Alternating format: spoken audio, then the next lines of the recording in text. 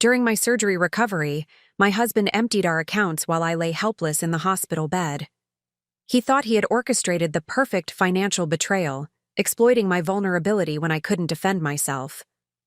What he didn't know was that I had spent 15 years as a forensic accountant, and even from my hospital bed, I had already set in motion a series of financial maneuvers that would leave him stunned when the bank called him 3 days later. Before we jump back in, tell us where you're tuning in from. And if this story touches you, make sure you're subscribed, because tomorrow I've saved something extra special for you. My name is Victoria Elena Hartwell, and before my world collapsed in the sterile corridors of Riverside Medical Center, I commanded respect in the financial investigation industry as one of the most accomplished forensic accountants in the Pacific Northwest. At 42 years old, I had built a career tracking down hidden assets, exposing financial fraud, and helping divorce attorneys uncover the sophisticated schemes that unfaithful spouses used to hide money from their partners. The irony of what would happen to me was not lost on anyone who knew my professional reputation. For 15 years, I had worked with Seattle's most prestigious law firms, corporate investigation agencies, and private clients who suspected their partners of financial deception. My specialty was uncovering the elaborate structures that people created to hide wealth during divorces, business disputes, and estate settlements.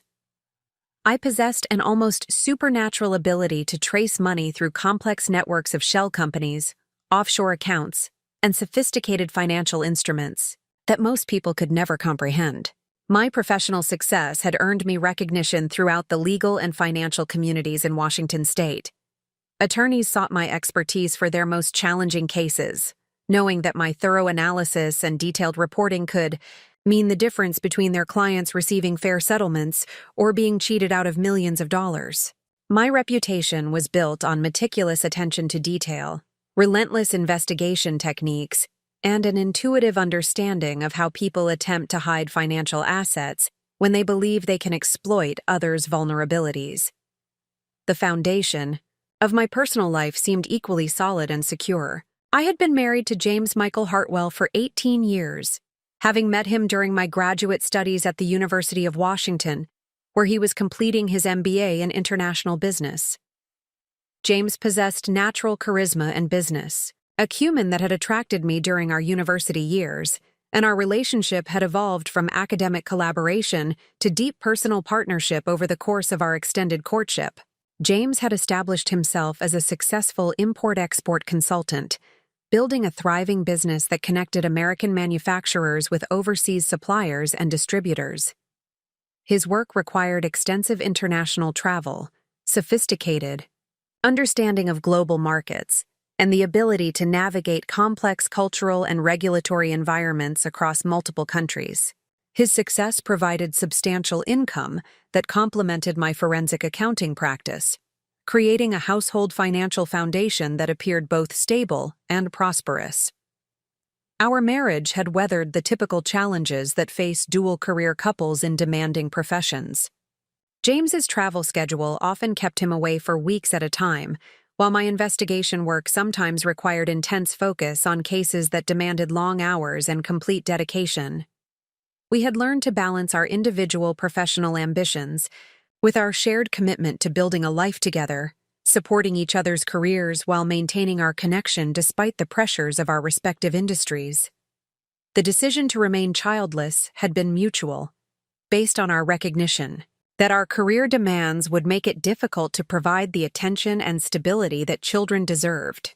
Instead, we had channeled our nurturing energy into building a beautiful home in the Queen Anne neighborhood of Seattle, traveling extensively during our vacation time, and investing in a portfolio of real estate properties that represented both our shared financial goals and our confidence in our long-term partnership.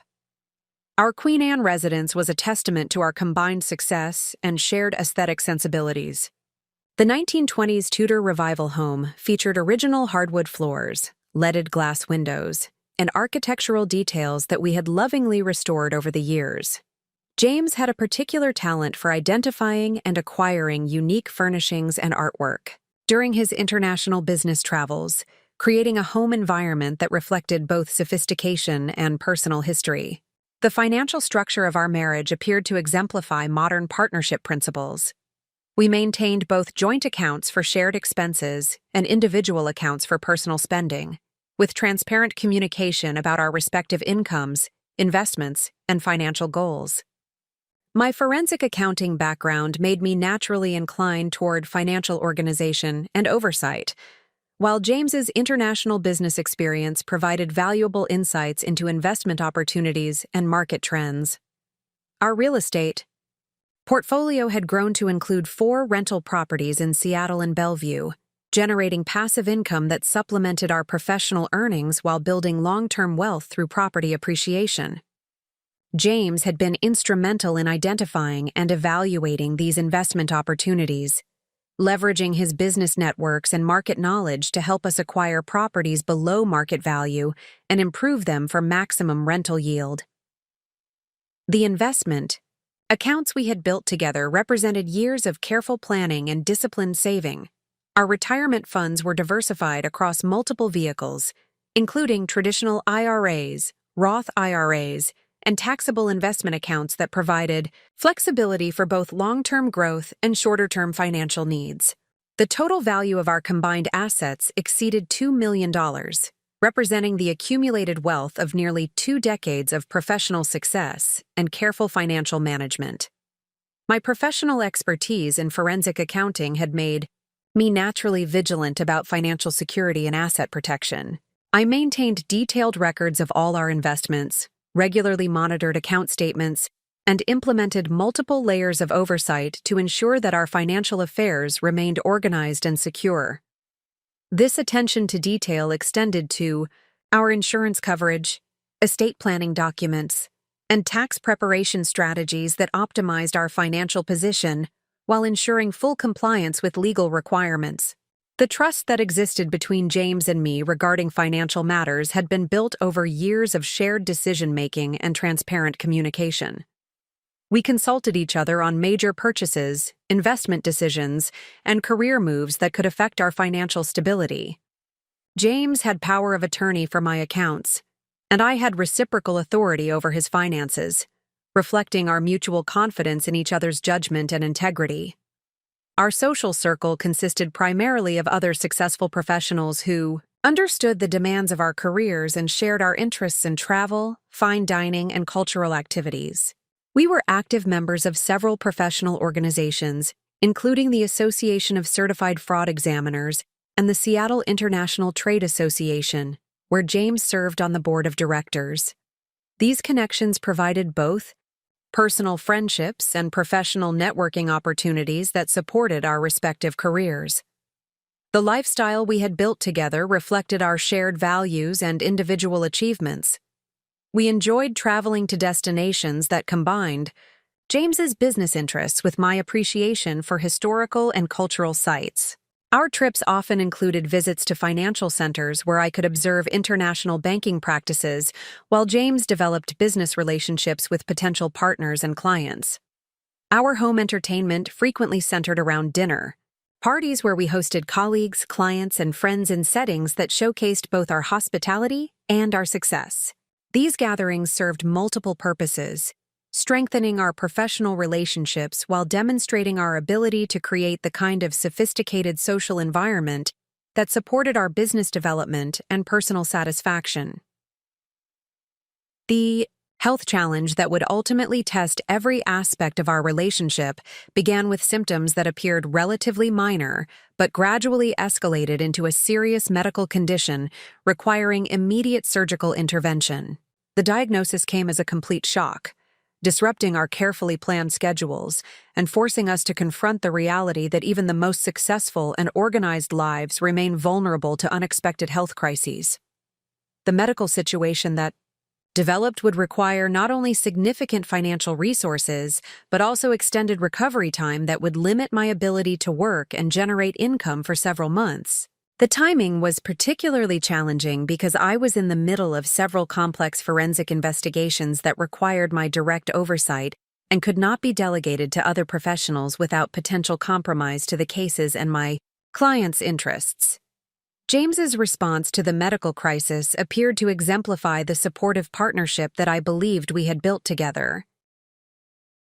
He immediately adjusted his travel schedule to accommodate my medical appointments, consulted with the best specialists in the region to ensure I received optimal care, and took responsibility for managing our household affairs during the period when I would be unable to handle my usual responsibilities. The financial implications of my medical situation were significant but manageable, given our accumulated wealth and comprehensive insurance coverage. The surgical procedure itself was covered by our health insurance, but the extended recovery period would result in reduced income from my practice while our fixed expenses remained constant. James assured me that he would handle all financial matters during my recovery, allowing me to focus entirely on healing without the stress of managing our complex financial affairs. The trust I placed in James during this vulnerable period reflected both our 18-year marriage history and my confidence in his business acumen and financial judgment. His international business experience had demonstrated his ability to manage complex financial transactions and navigate sophisticated business relationships, while his consistent support throughout our marriage had earned my complete faith in his commitment to our partnership and shared financial goals. The preparation for surgery involved not only medical procedures, but also the practical arrangements necessary to ensure that our business and personal affairs would continue smoothly during my recovery period. James took responsibility for coordinating with my clients and colleagues to manage ongoing cases, while I provided him with detailed information about our financial accounts, investment portfolios, and other assets that might require attention during my absence. The power of attorney arrangements that we had established years earlier as part of our estate planning would prove crucial during my recovery period. These legal documents gave James the authority to access my accounts, make financial decisions on my behalf, and handle any business matters that required immediate attention. The arrangements reflected our mutual trust and provided practical solutions for managing our affairs during periods when one of us might be unavailable or incapacitated. The surgical procedure was scheduled for early March at Riverside Medical Center, one of Seattle's premier medical facilities known for its expertise in complex surgical procedures and comprehensive patient care. The timing had been carefully coordinated with my case schedule to minimize disruption to my clients, while ensuring that I would have adequate recovery time before returning to full professional activity. The final weeks before surgery were filled with detailed preparations that included completing urgent client work, arranging coverage for ongoing cases, and organizing our personal affairs to ensure smooth operation during my recovery period. James demonstrated remarkable attention to detail in handling these arrangements, consulting with me on every significant decision while taking initiative to address practical matters that I might have overlooked due to my focus on medical preparation. The confidence I felt in our partnership and James's commitment to our shared welfare was reinforced by his consistent behavior throughout the pre-surgical period. His dedication to ensuring my comfort and peace of mind, combined with his competent handling of our practical affairs, reinforced my belief that our marriage provided the kind of mutual support and protection that would see us through this challenging period and emerge stronger on the other side. The evening before my surgery, as I reviewed the final details of our arrangements and prepared mentally for the medical procedure ahead, I felt profound gratitude for the partnership James and I had built over 18 years. The trust, communication, and mutual support that characterized our relationship provided the foundation for facing this health challenge with confidence that our financial security, professional obligations, and personal welfare would be protected during my recovery. Period. Preparing and narrating this story took us a lot of time, so if you are enjoying it, subscribe to our channel. It means a lot to us. Now back to the story. The last conversation James and I had before my surgery focused on our plans for the recovery period and our shared excitement about returning to normal life once my health was restored. We discussed potential travel destinations for celebrating my recovery, investment opportunities that might be available during the spring market conditions, and the professional projects we were both eager to pursue once this temporary interruption was behind us. As I settled into sleep the night before surgery, surrounded by the security of our beautiful home and confident in the strength of our partnership, I could not have imagined that within 72 hours, every assumption I had made about trust, marriage, and financial security would be shattered by the systematic betrayal of the person I had trusted most completely in the world. The morning of March 15th arrived with typical Seattle overcast skies that seemed to mirror the gravity of the surgical procedure I was about to undergo. James had arranged for a private car service to transport us to Riverside Medical Center, ensuring that we would arrive on schedule without the stress of navigating downtown traffic or finding parking during the morning rush hour. His attention to these details reflected the same careful planning that had characterized his approach to managing our affairs throughout our marriage. The surgical procedure itself was scheduled to begin at 8:30 a.m., with expected duration of approximately 4 hours depending on the complexity of the issues discovered during the operation.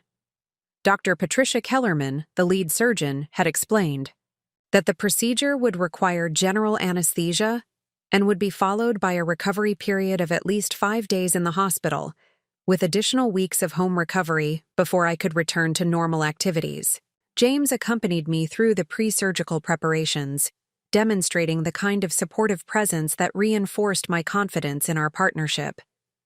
He asked thoughtful questions about post-operative care, discussed pain management options with the medical staff, and ensured that all necessary paperwork was completed accurately and thoroughly. His business experience was evident in his systematic approach to understanding the medical process and ensuring that all contingencies were addressed. The financial arrangements for the surgery had been handled seamlessly through our comprehensive health insurance coverage and our substantial emergency fund. James had coordinated with our insurance provider to ensure pre-authorization for all procedures and had arranged for direct payment to the hospital to minimize administrative complications during my recovery period. These arrangements reflected both his business competence and his commitment to protecting me from financial stress during a vulnerable time. The power of attorney documents that James would need during my recovery period were stored securely in our home office, along with detailed instructions I had prepared about accessing our various accounts and managing any financial matters that might arise during my absence. The level of detail in these instructions reflected both my professional habits and my complete trust in James's ability to handle our affairs responsibly and effectively. The immediate pre-surgical period involved the routine medical preparations that precede major surgery, including final consultations with the surgical team, anesthesia planning, and the psychological preparation for a procedure that would render me completely helpless and dependent on others for my care and recovery. The vulnerability inherent in this situation was both frightening and necessary for the healing process that would restore my health. James remained with me throughout the pre-surgical preparation, providing emotional support and practical assistance while demonstrating the kind of partnership that had sustained our marriage through previous challenges. His calm demeanor and confident handling of the situation provided reassurance during a period when anxiety about the medical procedure and its aftermath could have been overwhelming. The final moments before surgery included expressions of love and mutual support that reinforced our shared commitment to facing this challenge together. James assured me that he would handle all practical matters during my recovery, allowing me to focus entirely on healing without concern for our financial affairs or professional obligations. His promises reflected both his love for me and his understanding of the comprehensive trust I was placing in his hands. The surgical procedure proceeded according to schedule, with Dr. Kellerman and her team successfully addressing the underlying medical issues that had necessitated the operation. The complexity of the procedure required the full 4 hours that had been anticipated, but the outcome was successful, and the prognosis for complete recovery was excellent, provided that I followed the prescribed recovery protocol carefully. The immediate post-surgical period involved the standard medical monitoring and care that follows major surgery, including pain management, vital sign monitoring, and assessment of my recovery progress. The medical staff at Riverside Medical Center provided excellent care, But the vulnerability of being completely dependent on others for basic needs created an emotional challenge that compounded the physical demands of the recovery process. James visited regularly during my hospital stay, bringing flowers, books, and other comfort items while providing updates on our household affairs and his management of the practical matters that required attention during my absence. His visits provided both emotional support and practical information that helped me maintain connection to the outside world while focusing on my recovery.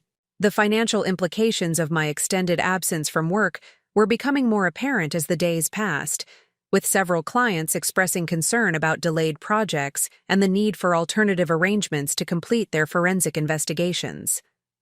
James assured me that he was coordinating with my business partners and clients to manage these issues, though the details of these arrangements remained somewhat vague due to my limited ability to focus on business matters during the early stages of recovery.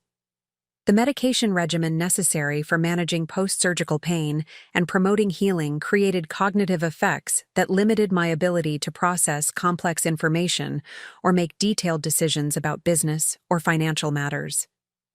This temporary impairment, while medically necessary, created additional vulnerability that required me to rely completely on James's judgment and decision-making during a period when I was unable to provide the kind of oversight that normally characterized my approach to important matters. The hospital environment itself reinforced my isolation from the normal channels of information and communication that I typically use to monitor our financial affairs and professional obligations.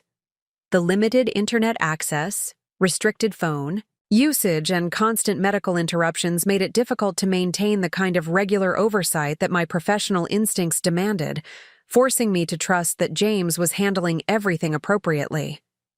The discharge planning process involved coordination between the medical staff, James, and our home healthcare providers to ensure that my transition from hospital to home recovery would proceed smoothly.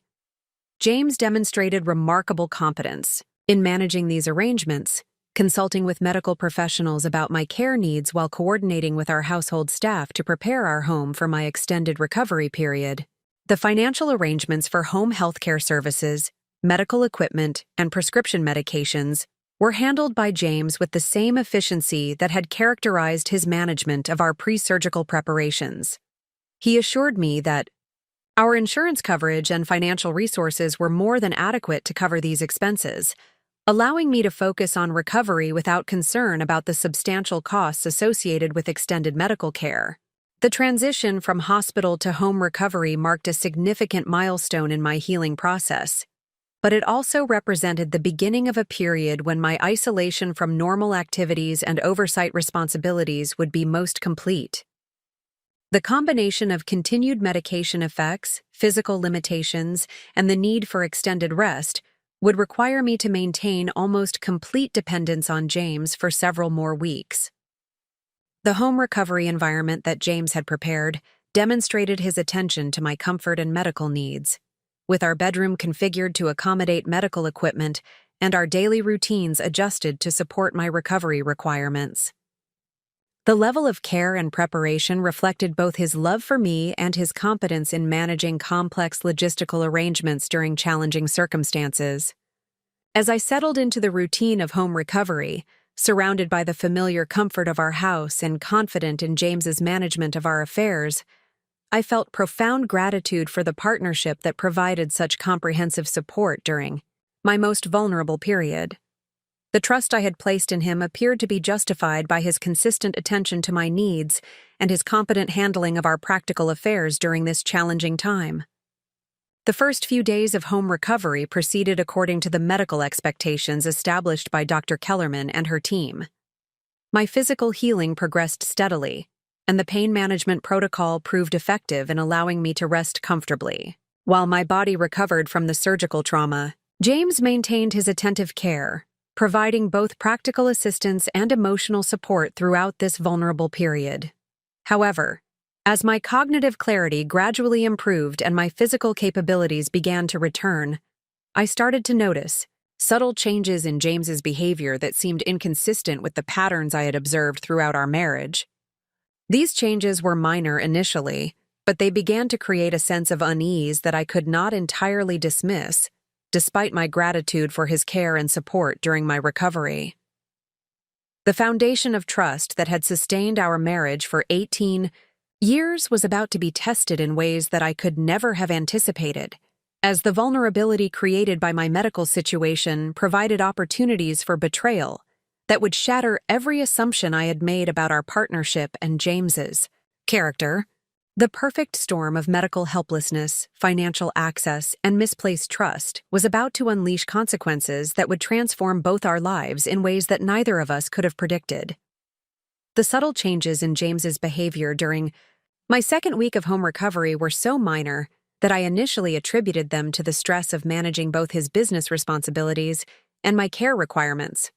After 18 years of marriage, I believed I understood his personality patterns and typical responses to pressure, which made the small deviations seem like natural adaptations to our temporary circumstances rather than warning signs of something fundamentally different occurring beneath the surface.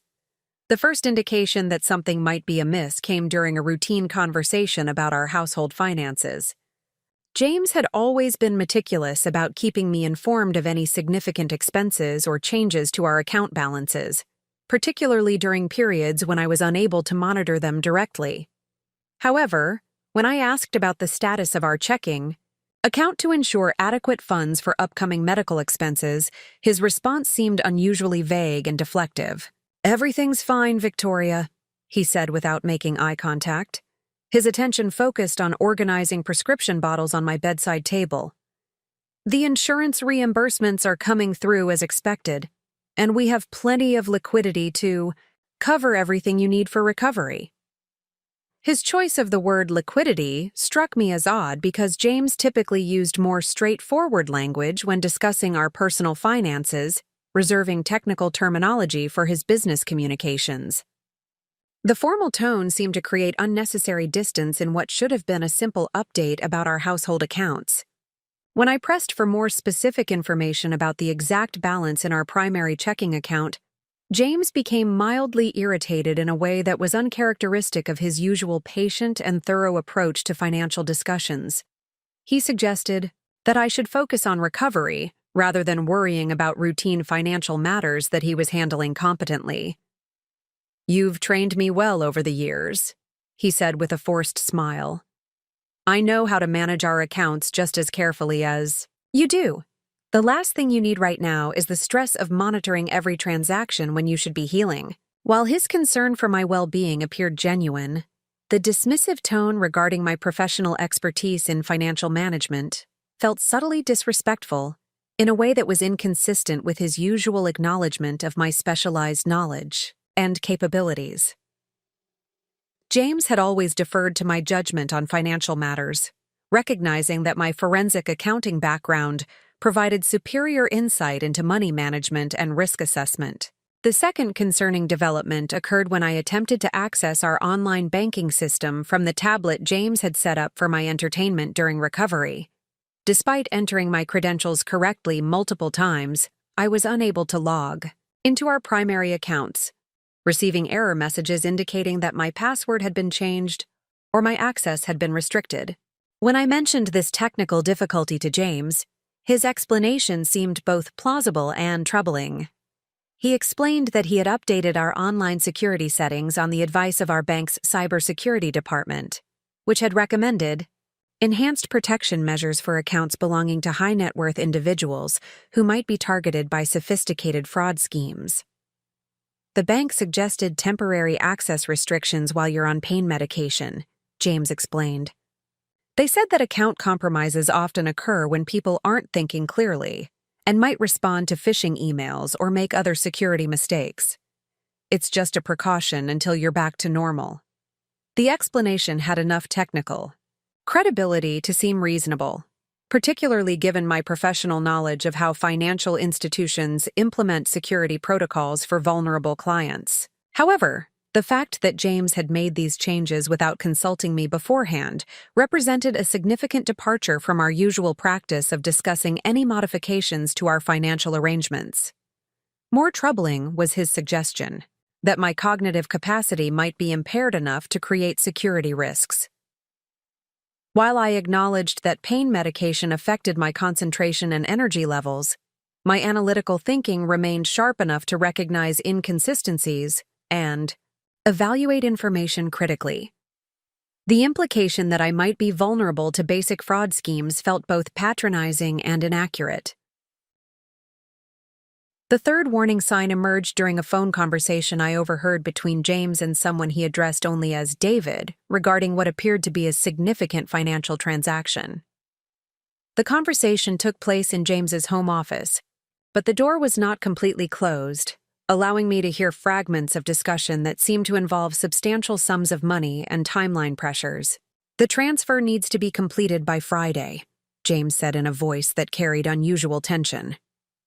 "Victoria won't be monitoring accounts for at least another 2 weeks, so we have a clean window to execute everything without complications." The mention of my name in the context of financial transactions that I was apparently not supposed to monitor immediately captured my attention, despite the drowsiness induced by my afternoon pain medication. I strained to hear more of the conversation, but James's voice dropped to a whisper that made it impossible to discern additional details.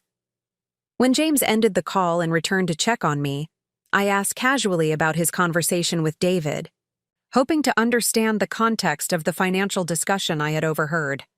James's response was evasive in a way that was completely uncharacteristic of his usual transparency about his business activities. "Just routine business stuff," he said dismissively.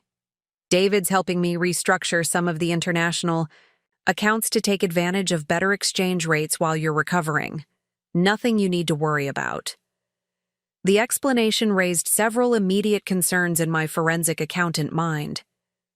First, James had never mentioned anyone named David in connection with his business operations, despite my familiarity with most of his professional contacts and advisors. Second, currency exchange optimization was not typically time-sensitive, in the way his conversation had suggested, nor would it require coordination around my recovery timeline. Most significantly, the phrase "clean window" that I had overheard suggested deliberate timing to avoid my oversight, rather than simple business efficiency. In my professional experience investigating financial fraud, this type of language often indicated intentional deception rather than legitimate financial management. The fourth concerning development was James's sudden increase in business travel during my third week of recovery. Throughout our marriage, he had typically maintained a predictable schedule that allowed for advanced planning and coordination of our household activities. However, he began announcing last-minute trips that seemed to require immediate departure with minimal advance notice. "The Singapore deal is moving faster than expected," he explained while packing for a trip he had mentioned only the evening before. "I need to be there for the final negotiations, or we could lose the entire contract." While international business often required flexible scheduling, the frequency and urgency of these trips seemed inconsistent with the methodical approach James typically employed in his deal-making processes. More concerning was his reluctance to provide detailed information about the specific business opportunities that were driving these urgent travel requirements. When I asked for contact information in case of emergency during his absence, James provided only a general phone number for his hotel, rather than the specific client contact information he usually shared. He explained that the confidentiality requirements for this particular deal were more stringent than usual, limiting his ability to share details even with family members. The explanation had enough plausibility to avoid immediate challenge, but it represented another departure from our established patterns of communication and transparency. James had never previously cited confidentiality concerns as a reason for withholding basic contact information that would be necessary in case of medical emergency during my recovery period. The fifth warning sign manifested in changes to our household routine and James's daily behavior patterns. Throughout our marriage, he had maintained consistent habits regarding communication, meal preparation, and general attentiveness to my needs and preferences. However, during my recovery period, these patterns shifted in subtle but noticeable ways that suggested preoccupation with matters he was not sharing with me.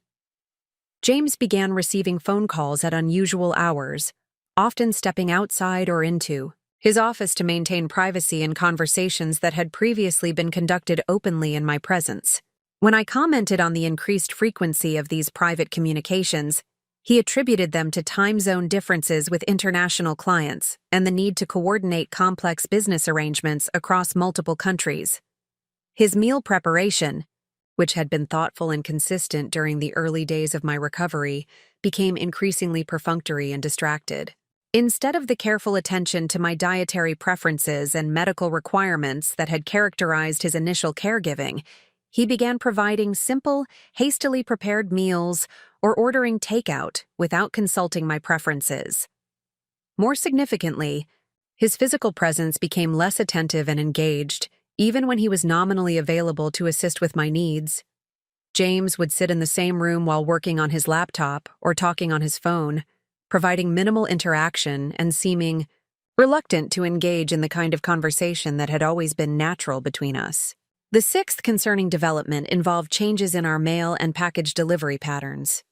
Throughout our marriage, James and I had shared responsibility for managing correspondence and ensuring that important documents received appropriate attention. However, during my recovery period, James began intercepting all mail delivery and sorting through correspondence before bringing anything to my attention. When I asked about specific items I was expecting, including insurance correspondence related to my surgery and professional communications from my business partners, James assured me that he was handling everything appropriately and would bring important items to my attention as necessary. "You don't need to stress about routine paperwork right now," he said when I inquired about a letter from our investment advisor that I had been expecting. "I'm screening everything to make sure you only see things that actually require your personal attention." While this approach seemed considerate in theory, it represented a significant change from our usual practice of sharing all correspondence and making joint decisions about important matters. The filtering of information, even with apparently protective intentions, created barriers to my understanding of our financial and business affairs during a period when such understanding was particularly important. The seventh warning sign emerged in James's responses to questions about our investment accounts and long-term financial planning. During previous periods of temporary incapacity, such as when I had been traveling for extended forensic investigations, James had provided detailed updates about account performance, investment decisions, and any changes to our financial strategy. However, when I asked about the performance of our stock portfolio during a period of significant market volatility, James provided only general reassurances without the specific information that would normally characterize his updates on financial matters. "Everything's tracking well," he said without referring to any statements or account summaries. "The diversification strategy we implemented last year is protecting us from the worst of the market swings." His response lacked the precision and detail that I expected from someone managing substantial investment accounts, particularly during a period of market uncertainty that would typically prompt more frequent monitoring and potential strategic adjustments. The vague language seemed designed to satisfy my inquiry without providing substantive information about our actual financial position.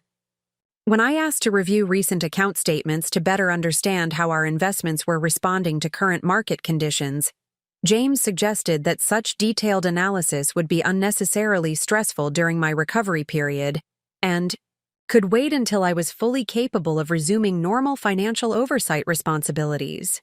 The eighth concerning development was James's apparent reluctance to discuss our financial situation in the context of planning for my return to work and the resumption of normal household operations.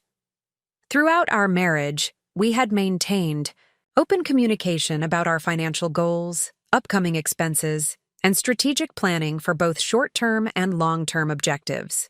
However, when I attempted to initiate conversations about how my extended absence from work might affect our income and whether we needed to make any adjustments to our spending or investment strategies, James seemed uncomfortable and eager to change the subject to less complex topics. "Let's worry about that when you're feeling better," became his standard response to questions about financial planning and our economic situation. Right now, your job is to heal completely. Everything else can wait. While his concern for my well-being was appropriate, the consistent avoidance of financial planning discussions seemed unusual for someone who had always been engaged and thoughtful about our long-term economic strategy. The reluctance to engage in forward-looking conversations about our finances suggested either that he was managing significant problems that he wanted to shield me from, or that he was implementing changes that he preferred not to discuss openly. The ninth warning sign involved changes in James's treatment of our household staff and service providers. Throughout our marriage, he had maintained professional but friendly relationships with our housekeeping service, landscaping contractors, and other regular service providers, often engaging in casual conversation and showing genuine interest in their work and personal circumstances. However, during my recovery period, his interactions with these individuals became markedly more formal and limited. He began handling all communications with service providers privately, often meeting them outside, rather than allowing them to enter our home as had been our previous practice. When I asked about this change in routine, James explained that he was being cautious about exposing me to potential infections during my recovery period, limiting the number of people who entered our home until my immune system had fully recovered from the surgical stress. The explanation was medically reasonable, but it represented another example of James making unilateral decisions about household management without consulting me, even regarding matters that affected my daily environment and comfort. The pattern of increased control over information and access seemed to extend beyond financial matters to encompass broader aspects of our shared life. The 10th and most troubling early warning sign was James's response. When I mentioned that I was beginning to feel well enough to resume some of my professional responsibilities and wanted to contact several clients about the status of their forensic investigations. His reaction was notably stronger and more negative than I had expected, given his usual support for my career and understanding of my professional obligations. "You're not ready for that kind of stress yet," he said with unusual firmness. "The last thing you need is to rush back into work and compromise your recovery. Your clients will understand that medical situations require patience." While his concern for my health was appropriate, his tone carried an authority that seemed to assume decision-making power over my professional activities in a way that was inconsistent with our usual approach to career-related decisions. James had always respected my judgment about my own capabilities and readiness for professional challenges, recognizing that I understood my limitations better than anyone else could. More concerning was his suggestion that I should delay contact with clients for several additional weeks, which would create serious problems for ongoing investigations that required continuity and regular progress updates. In my experience, forensic accounting cases that experienced extended interruptions often suffered irreparable damage to their effectiveness and legal viability. When I explained these professional considerations and emphasized my responsibility to my clients, James became noticeably agitated in a way that was completely uncharacteristic of his usual supportive response to my work commitments. "Victoria, you need to trust me on this," he said in a tone that combined pleading with command. "I'm handling communication with your business partners, and they understand the situation. Pushing yourself too hard right now could set back your recovery by weeks or even months." The conversation concluded with James requesting that I promise not to contact clients or colleagues without consulting him first, ostensibly to ensure that I did not overcommit myself during a vulnerable period. While his stated concern was reasonable, the request for prior approval of my professional communications represented a level of control over my career activities that was unprecedented in our marriage. As I reflected on these various changes and inconsistencies during the quiet hours when James was away from the house, I began to recognize a pattern that triggered my professional instincts about deception and financial manipulation.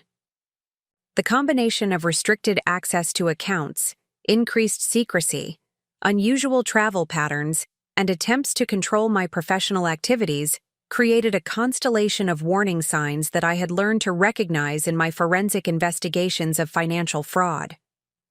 However, the context of my recovery and my emotional investment in trusting James created powerful psychological barriers to acknowledging what my professional experience was suggesting.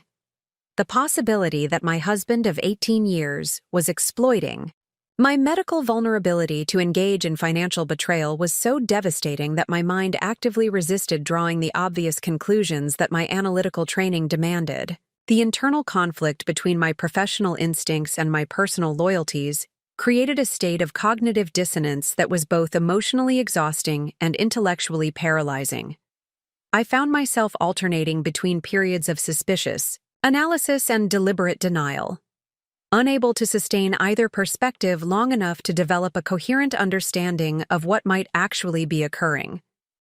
The gradual accumulation of these warning signs during my recovery period created mounting tension that affected both my physical healing and my emotional well-being.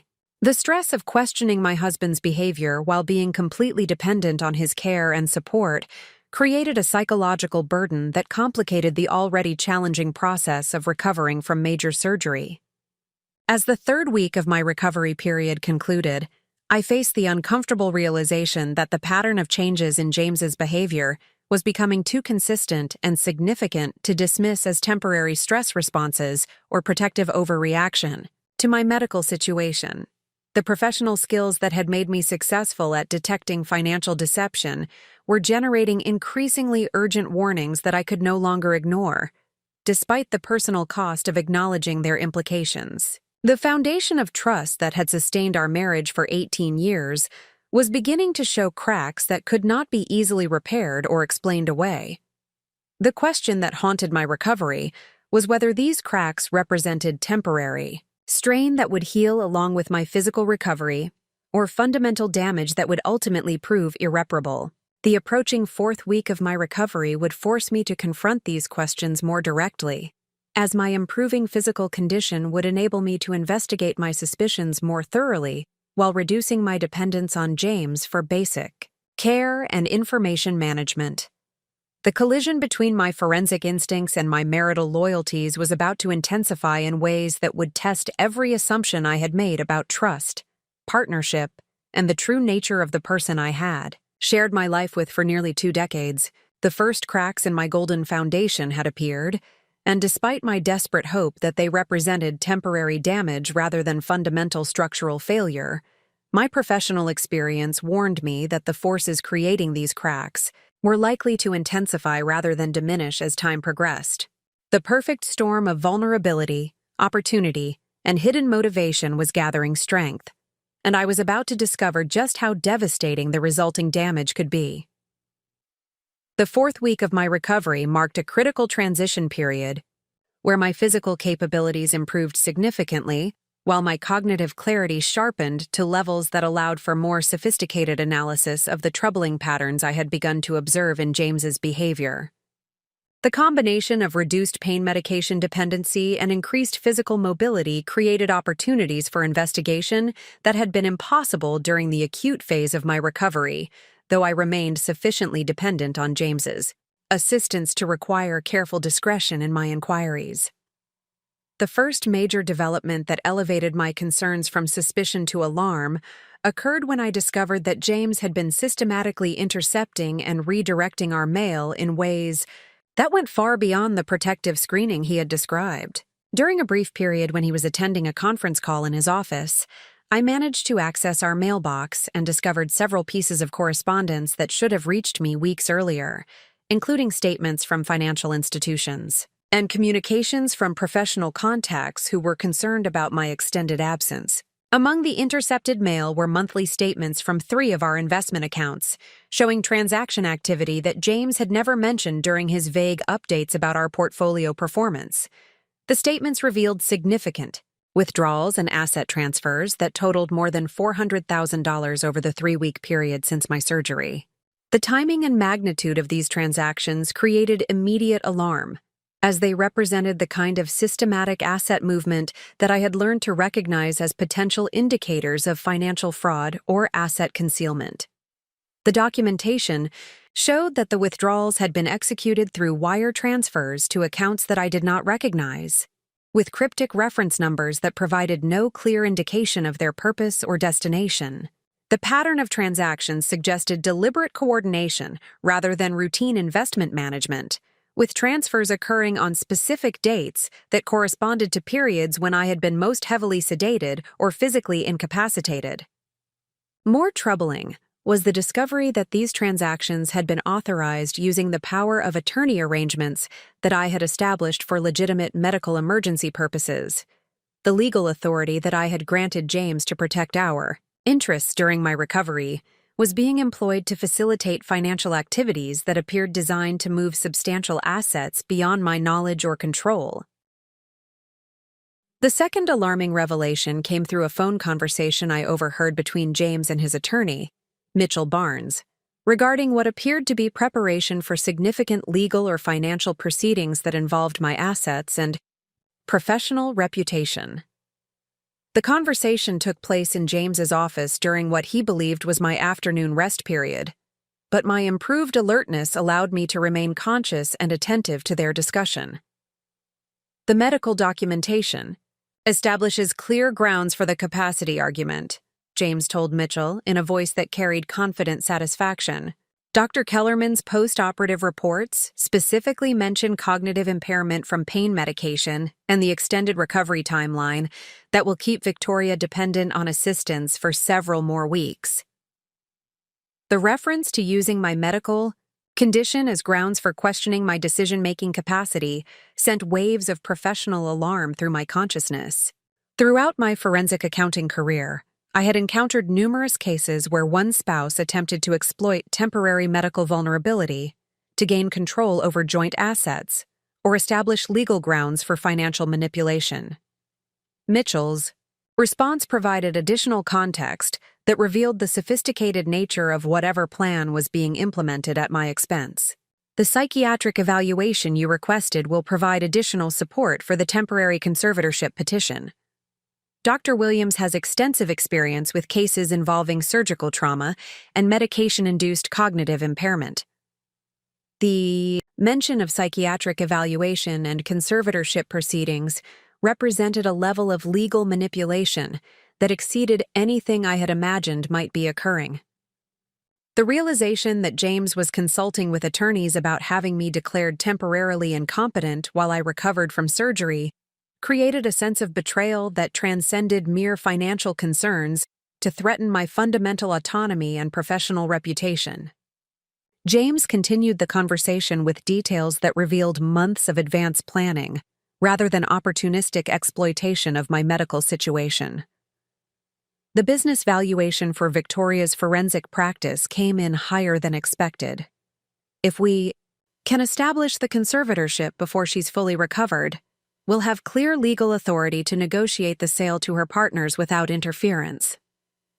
The casual discussion of selling my professional practice without my knowledge or consent demonstrated that James's betrayal extended far beyond simple financial theft to encompass the systematic destruction of my career and professional identity. The forensic accounting practice that I had built over 15 years represented not merely financial value, but also my professional reputation, client relationships, and personal fulfillment that could not be easily replaced or reconstructed. The third escalating concern involved the discovery that James had been coordinating with individuals who appeared to be assisting in the systematic transfer and concealment of our assets. During another overheard conversation, this time with someone he addressed as Patricia, James discussed the establishment of offshore accounts and complex financial structures that would make asset recovery extremely difficult, even if discovered. The Cayman setup is operational, Patricia reported with professional efficiency. The shell corporations are properly structured, and the documentation trail has been appropriately obscured. Once the domestic transfers are complete, tracking will become virtually impossible without extensive forensic investigation. The irony of using sophisticated asset concealment techniques against someone whose profession involved uncovering exactly such schemes was not lost on me, though it also demonstrated that James understood the challenges that any future recovery efforts would face. The expertise being employed against me was clearly professional grade, suggesting that James had retained specialized assistance for implementing his betrayal. James's response revealed the timeline and scope of his planning, in terms that made clear this was not an impulsive decision driven by temporary financial pressure. The medical situation provided the perfect cover for accelerating the timeline. Victoria's reputation for thoroughness means we need at least a 6-month head start before she could mount any effective investigation. The casual reference to my professional reputation in the context of planning financial fraud against me created a psychological impact that was almost as devastating as the financial implications. James clearly understood my capabilities and had planned his betrayal with specific attention to my potential responses, demonstrating intimate knowledge of my professional methods while using that knowledge to exploit my vulnerabilities. The fourth alarming development was the discovery that James had been manipulating my professional relationships and client communications in ways designed to damage my reputation and business prospects.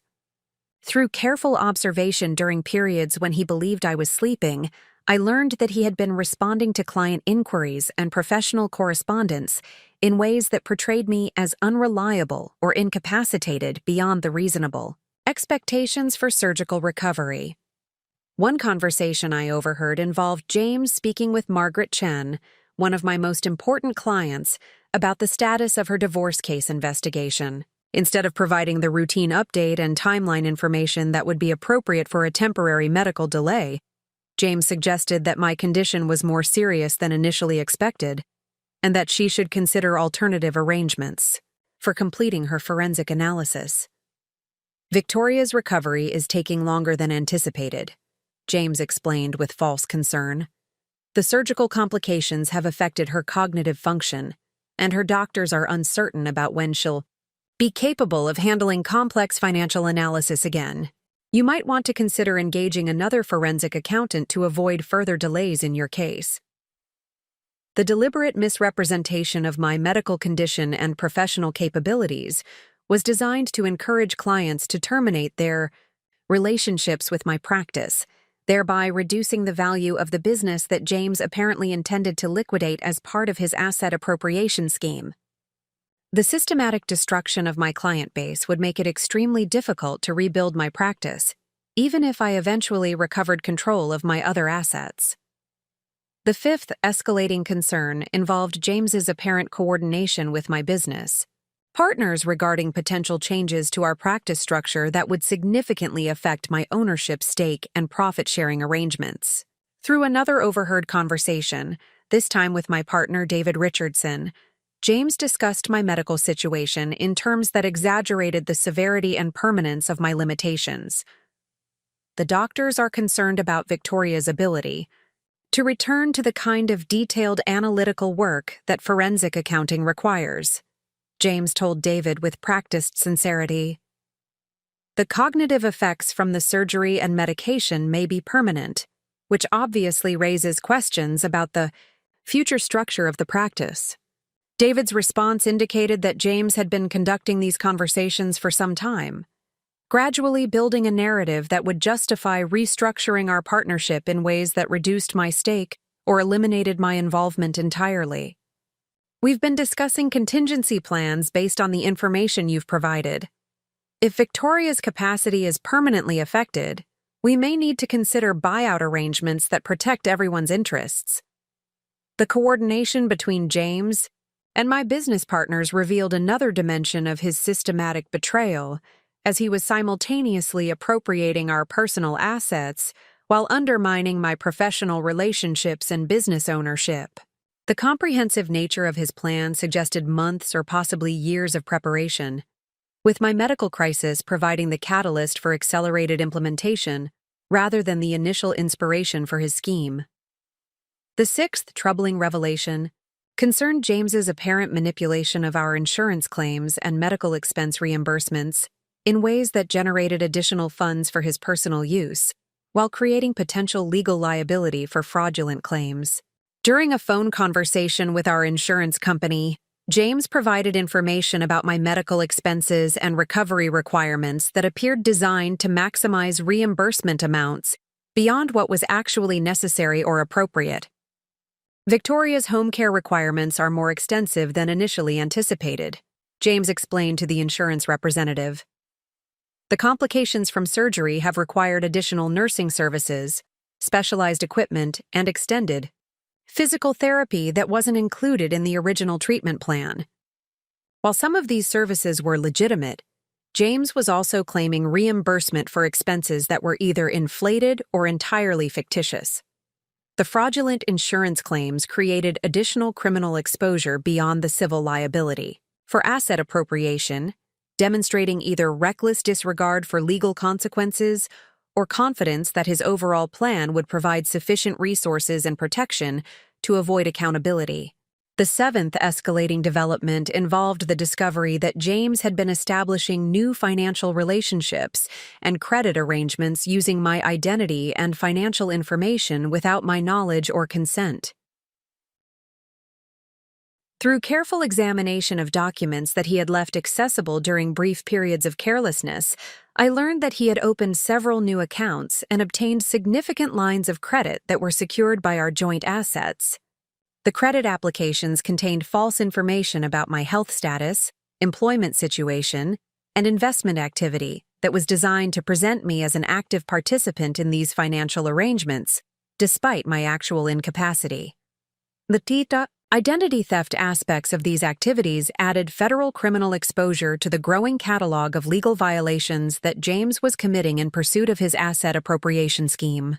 The new credit arrangements totaled more than $600,000 in additional borrowing capacity that James could access without my direct involvement, representing a significant expansion of his ability to liquidate or encumber our assets beyond the funds he had already transferred through the investment account withdrawals. The eighth concerning development was James's apparent preparation for potential discovery of his activities, including the establishment of alternative explanations and documentation that would support claims of legitimate financial management, rather than fraudulent appropriation.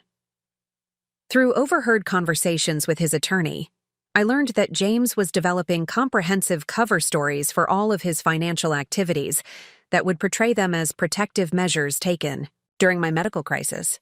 If Victoria challenges any of the transactions, we have complete documentation showing they were necessary for managing cash flow during her extended recovery, James explained to Mitchell with the confidence of someone who had planned thoroughly for various contingencies. The medical expenses, business interruption, and temporary investment adjustments all provide legitimate justification for the asset movements. The sophisticated preparation for potential legal challenges demonstrated that James understood the criminal nature of his activities while believing that careful documentation and expert legal advice would provide adequate protection against prosecution or civil recovery actions. The legal strategy revealed both his guilt and his confidence in his ability to avoid meaningful accountability. The ninth alarming revelation involved the discovery that James had been systematically documenting my behavior and statements during recovery in ways that would support claims of mental incompetence or psychological instability if legal proceedings became necessary. Through careful observation, I realized that many of our conversations were being recorded, and that James was maintaining written records of incidents that portrayed me as confused, irrational, or unable to make sound decisions. The documentation included selective quotations from conversations where pain medication had affected my clarity, incidents where surgical recovery had caused temporary confusion, and emotional responses that were entirely normal for someone dealing with major medical procedures but could be mischaracterized as evidence of psychological problems. This systematic creation of evidence for use against me represented perhaps the most calculating aspect of James's betrayal, as it demonstrated advanced planning to destroy my credibility and legal standing if I attempted to challenge his actions. The psychological manipulation involved in creating this documentation while maintaining the pretense of loving care added layers of emotional cruelty to the financial betrayal. The 10th and most devastating discovery was the realization that James's betrayal was not an isolated incident, but rather the culmination of a pattern of financial manipulation that had been occurring throughout our marriage, with my medical crisis providing the opportunity for final asset appropriation before abandoning our relationship entirely. Through careful analysis of financial documents I was able to access, I began to recognize signs of systematic fund diversion that extended back several years. The pattern included gradual reductions in joint account balances, investment losses that were attributed to market volatility but appeared to result from unauthorized withdrawals, and business expenses claimed by James that could not be verified through legitimate documentation. The total amount of funds that had been diverted over the extended period appeared to exceed $1 million, representing systematic theft that had been concealed through sophisticated accounting manipulation. The long-term nature of James's financial betrayal meant that my medical crisis had not created his dishonesty, but had simply provided the perfect opportunity for completing a comprehensive asset appropriation plan that would leave me with minimal resources while he disappeared. With the majority of our accumulated wealth, the recognition that our entire marriage had been built on deception and systematic theft created psychological trauma that exceeded even the immediate crisis of my current situation. The realization that the person I had trusted most completely in the world had been methodically stealing from me for years while maintaining the facade of loving partnership represented a level of betrayal that threatened my fundamental ability to trust my own judgment about people and relationships. As the fourth week of my recovery concluded and my physical capabilities continued to improve, I faced the overwhelming challenge of developing an effective response to a comprehensive betrayal that threatened not only my financial security, but also my professional reputation, legal standing, and psychological well-being. The perfect storm of medical vulnerability, sophisticated financial manipulation, and systematic relationship betrayal had created a crisis that would require every element of my professional expertise and personal resilience to survive and overcome.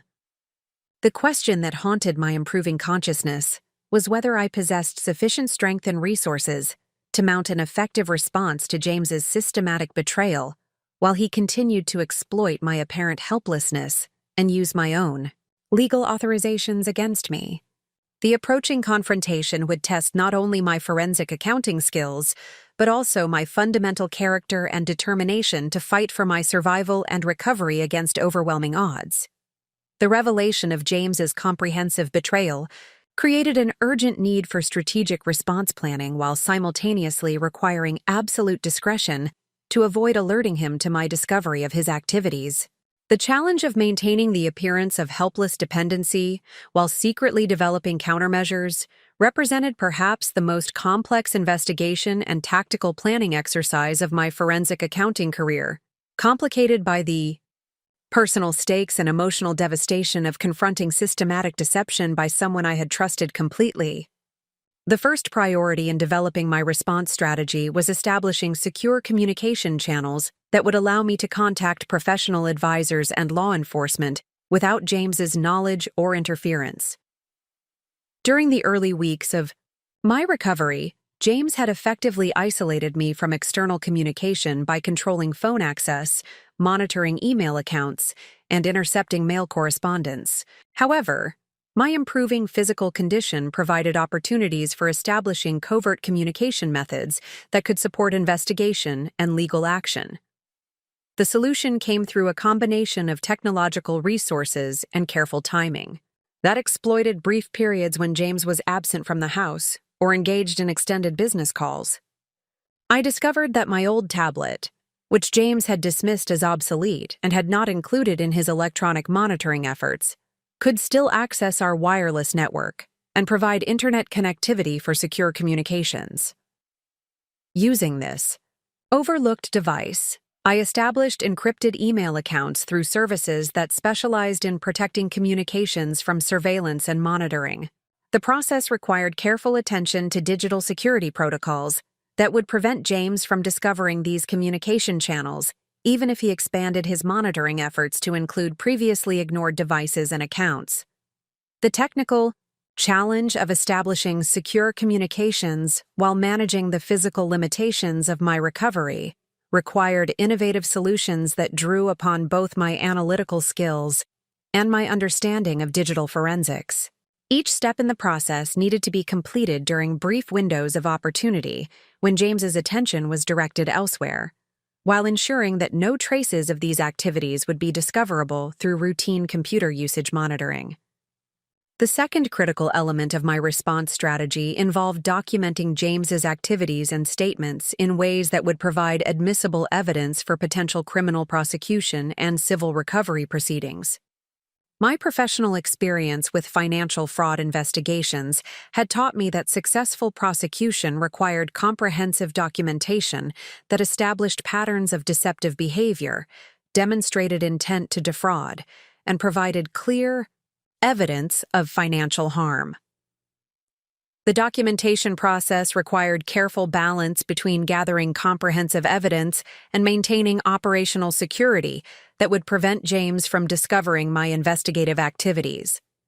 Each piece of evidence needed to be collected, preserved, and transmitted to secure storage locations without creating digital traces that could alert James to my awareness of his betrayal. The most valuable evidence came from James's own communications and documentation, which I was able to access during periods when he left his office unlocked or his computer unattended. The challenge was photographing or copying relevant documents quickly enough to avoid detection, while ensuring that the evidence would meet legal standards for authenticity and admissibility in future proceedings. The recorded conversations that I had overheard provided particularly compelling evidence of criminal intent and systematic planning, but capturing these communications required developing techniques for covert recording that would not be detected by James or his legal advisors.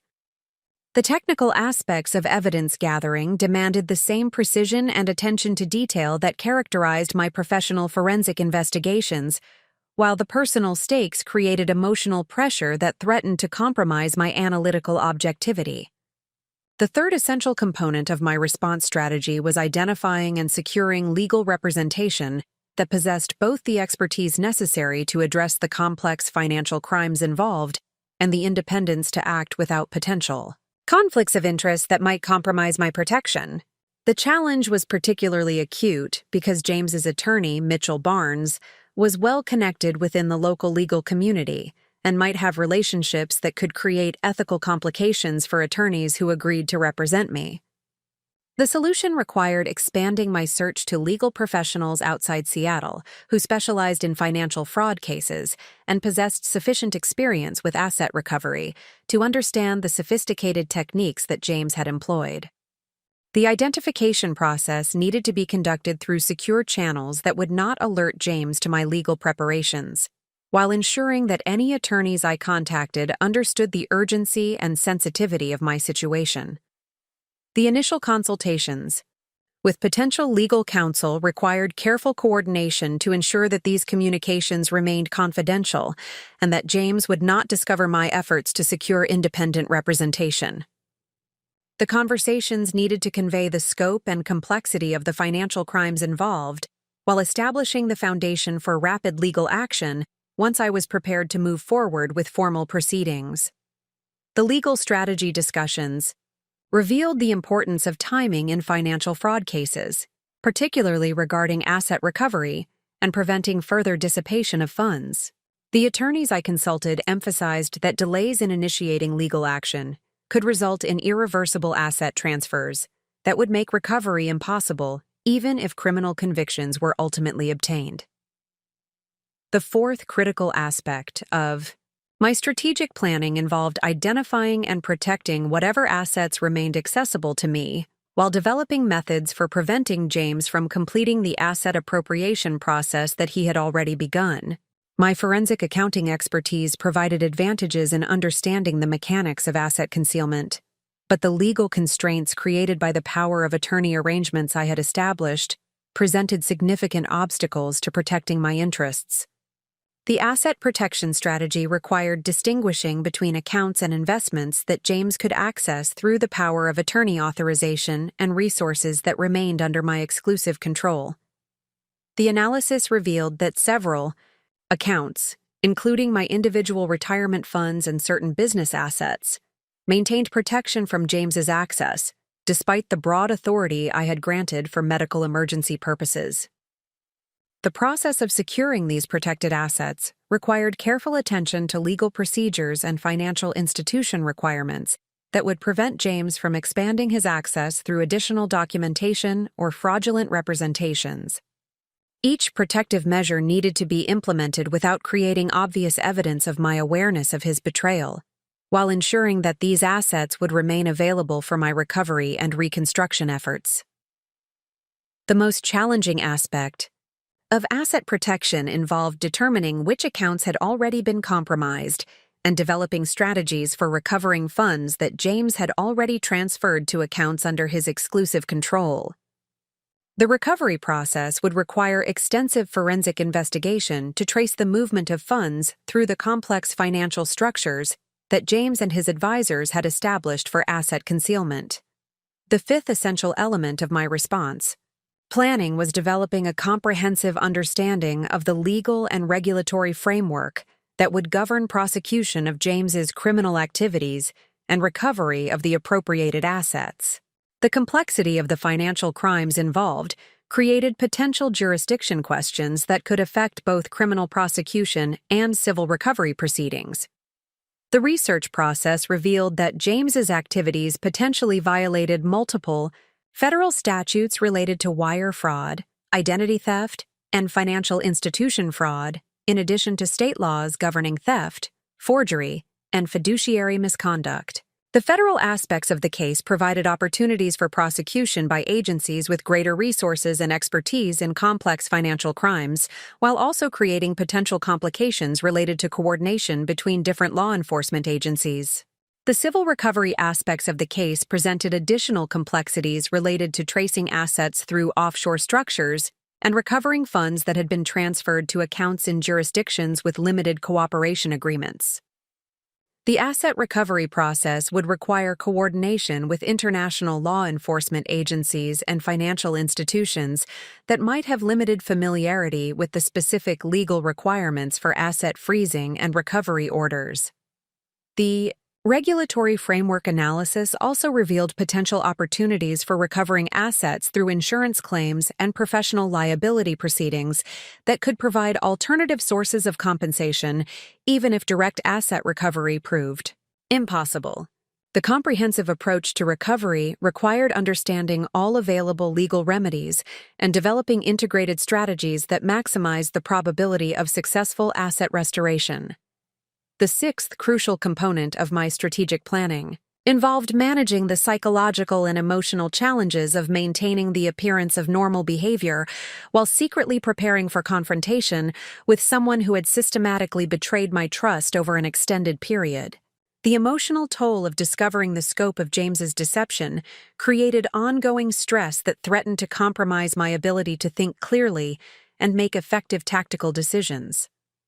The psychological challenge was compounded by the necessity of continuing to accept James's care and assistance, while knowing that he was actively working to destroy my financial security and professional reputation.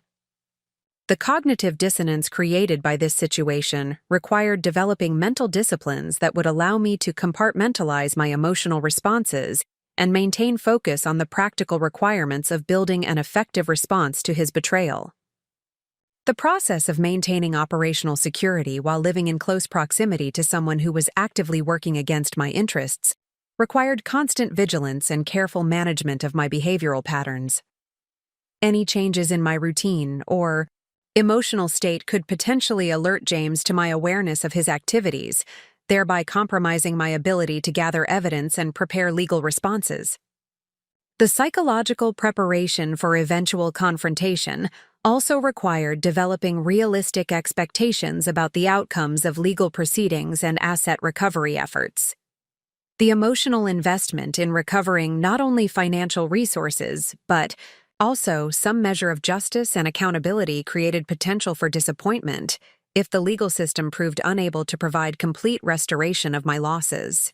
The seventh essential aspect of my response strategy involved coordinating with my professional colleagues and business partners to minimize the damage that James was causing to my forensic accounting practice while preserving opportunities for eventual business recovery. The challenge was communicating with these professional relationships without alerting James to my active involvement in business management or revealing my awareness of his systematic efforts to undermine my professional reputation. The approach required developing cover stories that would explain my selective communication with certain clients and colleagues while maintaining the appearance of continued medical incapacity for James's benefit.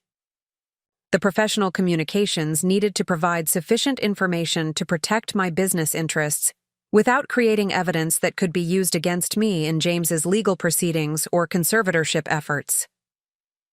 The business protection strategy also required identifying which client relationships could be preserved through careful management during my recovery period, and which professional opportunities might be permanently lost due to James's interference.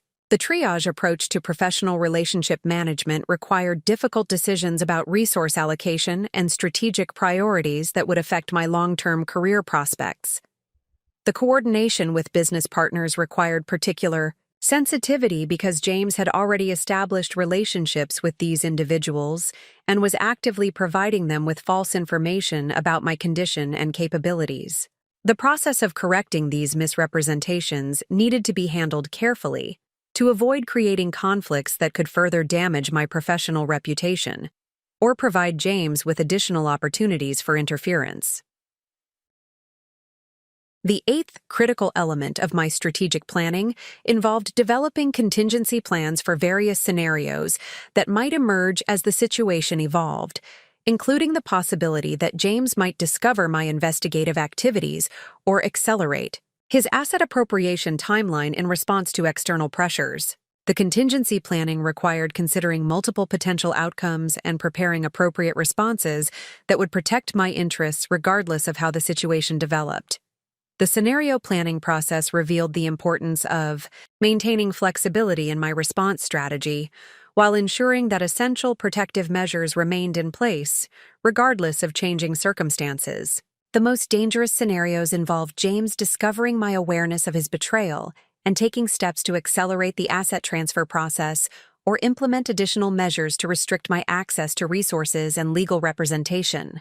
The contingency plans needed to address both immediate protective measures that could be implemented rapidly if circumstances required and longer-term strategies that would support recovery efforts regardless of the initial outcomes of legal proceedings. The comprehensive approach to contingency planning required understanding the interdependencies between different aspects of my response strategy and ensuring that protective measures in one area would not inadvertently compromise effectiveness in other areas. The most challenging contingency scenarios involved the possibility that James's legal advisors might succeed in obtaining conservatorship orders or other legal restrictions that would limit my ability to access resources or make independent decisions about my financial and legal affairs. The preparation for these scenarios required establishing protective measures that would operate independently of my direct control while ensuring that essential resources remained available for my recovery efforts. The ninth essential component of my strategic planning was establishing communication and coordination protocols with law enforcement agencies that would ensure effective investigation and prosecution of James's criminal activities while protecting my safety and preventing further asset dissipation. The process of engaging with law enforcement required careful attention to timing and coordination that would maximize the effectiveness of criminal investigation while supporting civil recovery efforts.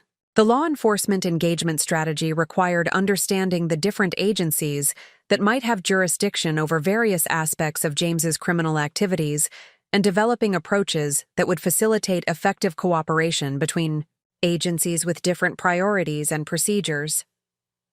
The complexity of the financial crimes involved created potential for jurisdictional disputes that could delay investigation and provide opportunities for additional asset concealment.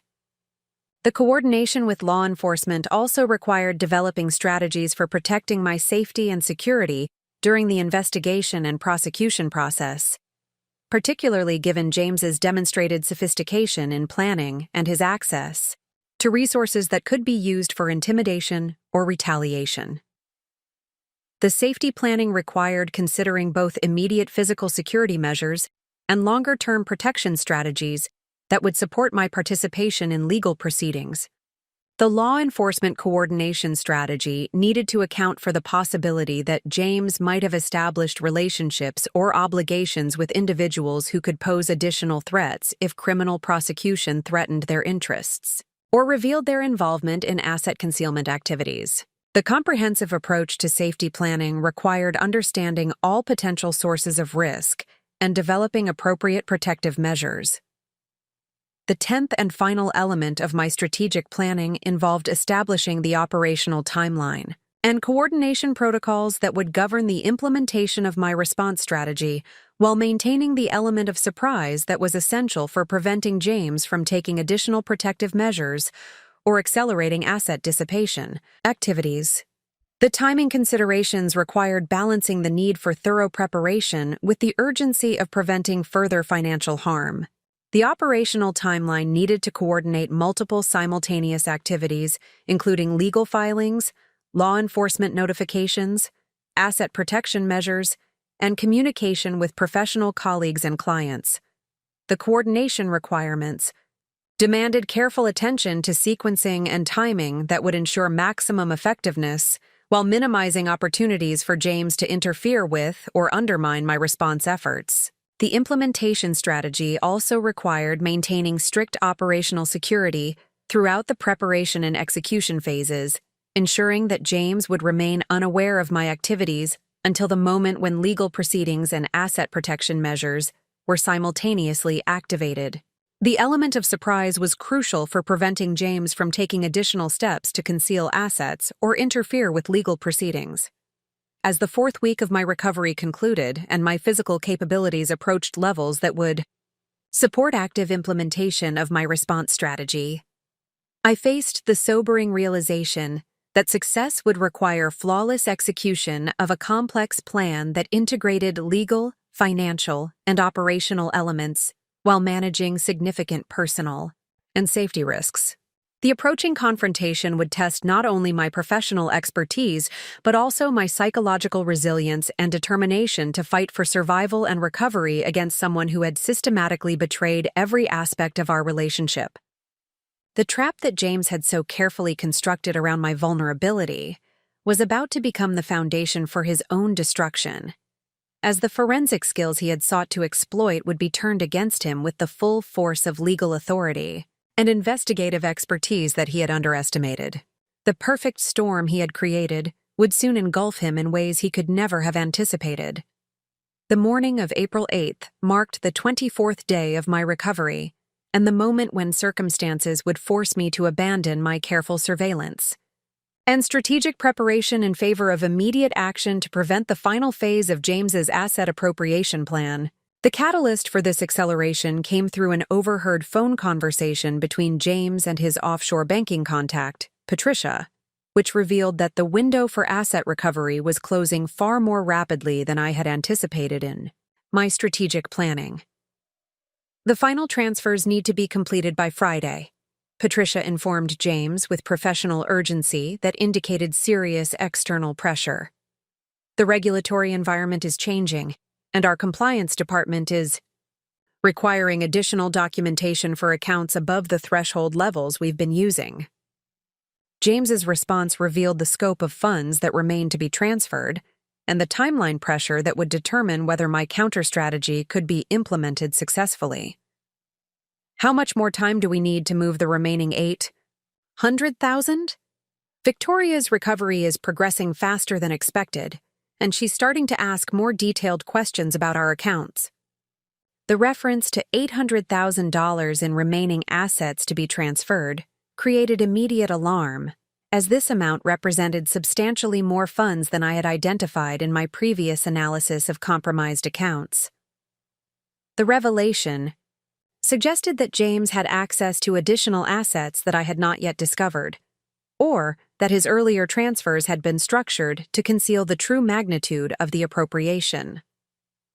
More concerning was James's acknowledgement that my recovery was creating timeline pressure for his operation. The observation suggested that he was monitoring my behavior more carefully than I had realized, and that my efforts to maintain the appearance of continued incapacity might not be as successful as I had believed. Patricia's next statement provided crucial information about the irreversible nature of the transfers being planned. Once these funds are moved to the secondary structures, recovery will become virtually impossible even with court orders. The jurisdictional complexity and documentation requirements will create years of legal proceedings with minimal probability of successful asset tracing. The finality implied by Patricia's assessment meant that Friday represented the absolute deadline for preventing permanent loss of the remaining assets. The compressed timeline eliminated the possibility of the gradual, carefully coordinated response strategy I had been developing and required immediate implementation of emergency protective measures that carried significantly higher risks of discovery and retaliation. James concluded the conversation with instructions that revealed his awareness of the legal risks involved and his confidence in the protective measures he had established. Proceed with the Friday timeline. I've prepared documentation that will support claims of legitimate investment restructuring if questions arise, and my attorney has confirmed that the power of attorney arrangements provide clear legal authority for these transactions. The conversation ended with Patricia confirming the technical details of the transfer process and James expressing satisfaction with the progress of his overall plan. The casual tone of their discussion demonstrated the routine nature of these activities for both participants and suggested extensive experience with similar asset concealment operations. The immediate challenge created by this timeline acceleration required fundamental revision of my response strategy to accommodate implementation within 48 hours, rather than the additional weeks I had planned for comprehensive preparation. The compressed schedule eliminated opportunities for additional evidence gathering, extended legal consultations, and careful coordination with law enforcement agencies that would have provided optimal protection and probability of successful asset recovery. The first emergency measure I implemented was activation of the secure communication channels I had established with my legal counsel, Elena Rodriguez, who specialized in emergency asset protection and financial fraud cases. The encrypted message I transmitted provided essential details about the Friday deadline and requested immediate preparation of emergency court filings that could prevent the scheduled asset transfers. Need emergency restraining orders and asset freezing injunctions filed Wednesday morning, I wrote with urgent brevity. Evidence package attached shows systematic financial fraud totaling approximately $4 million with final transfers scheduled Friday. Power of attorney being used fraudulently for asset concealment. Time critical for recovery. Elena's response arrived within 2 hours and confirmed both the feasibility of emergency legal action and the extraordinary risks involved in accelerated proceedings. Emergency filings possible with evidence provided. However, condensed timeline limits judicial review and increases probability of procedural challenges. Must coordinate with law enforcement simultaneously to prevent asset dissipation during legal proceedings. The coordination requirements identified by Elena necessitated immediate activation of my prepared communications with the Federal Bureau of Investigation's Financial Crimes Unit, which possessed both jurisdiction over the wire fraud aspects of James's activities and resources for rapid asset tracing and seizure. The FBI contact protocol I had established required providing comprehensive evidence packages that would support both criminal investigation and emergency asset protection measures. The evidence compilation process required working throughout Tuesday night to organize the documentation, recorded conversations, and financial analysis I had gathered during my covert investigation.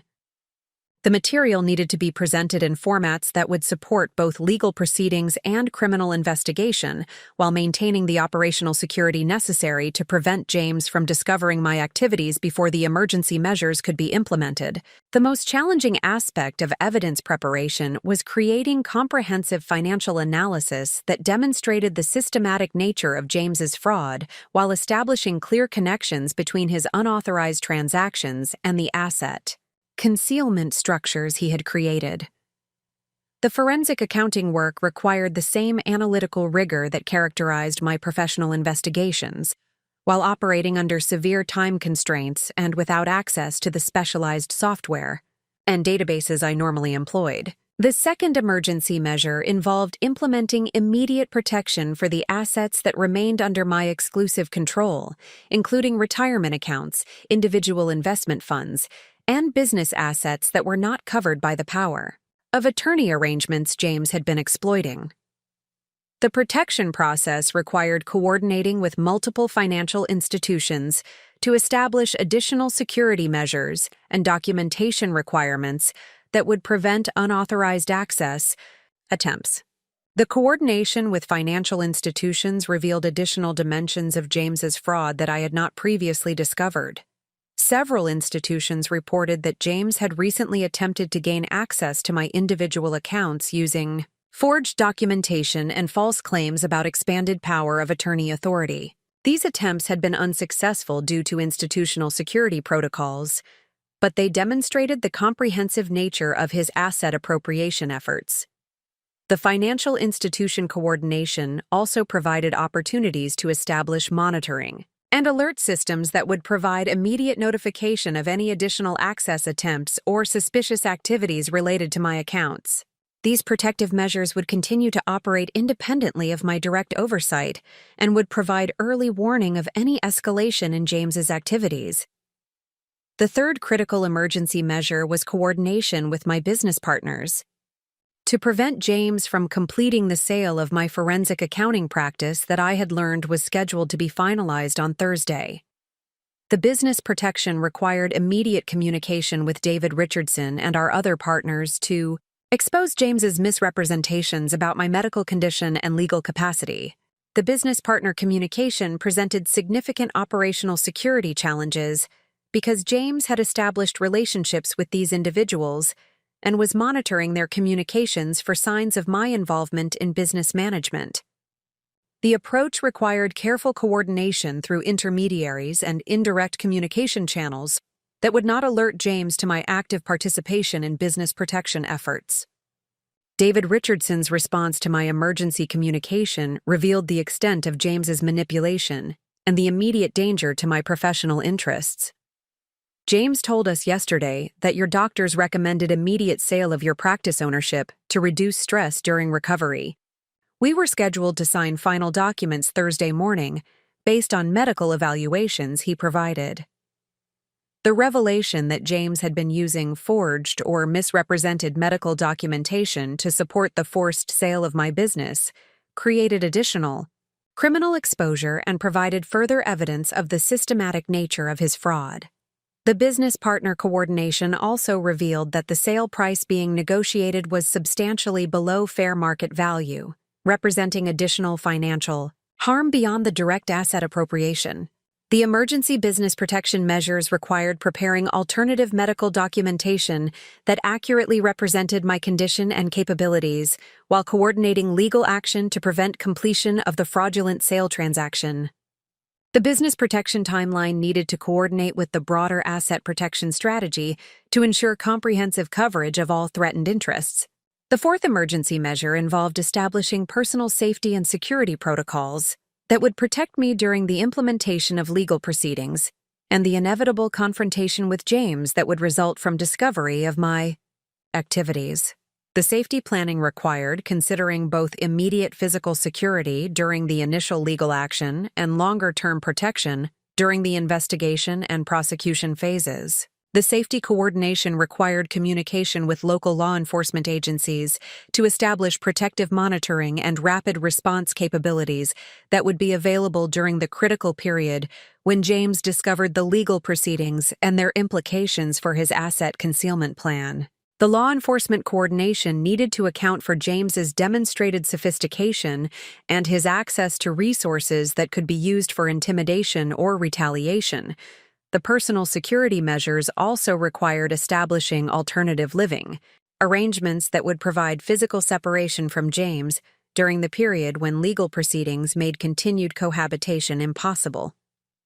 The alternative arrangements needed to accommodate my continued medical recovery requirements while providing adequate security and support for my ongoing legal and business activities. The most challenging aspect of safety planning was managing the psychological preparation for confronting someone who had systematically betrayed my trust, while maintaining the operational security necessary for successful implementation of the emergency response strategy. The emotional challenges of the approaching confrontation threatened to compromise my analytical effectiveness at the most critical moment of the entire operation.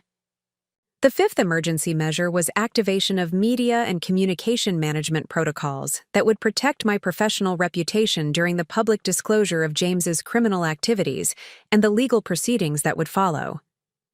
The media management strategy required coordination with public relations professionals who specialized in crisis communication for financial fraud cases. The reputation protection strategy needed to address both the immediate impact of criminal allegations and legal proceedings on my professional credibility, and the longer-term challenges of rebuilding client relationships and business opportunities after the resolution of the case. The communication management approach required careful balance between transparency about the fraud and protection of sensitive information that could compromise legal proceedings. The media coordination also provided opportunities to expose James's systematic efforts to damage my professional reputation and to correct the misrepresentations he had made to clients, colleagues, and business partners. The strategic communication approach would support both legal proceedings and business recovery by providing accurate information about my condition and capabilities.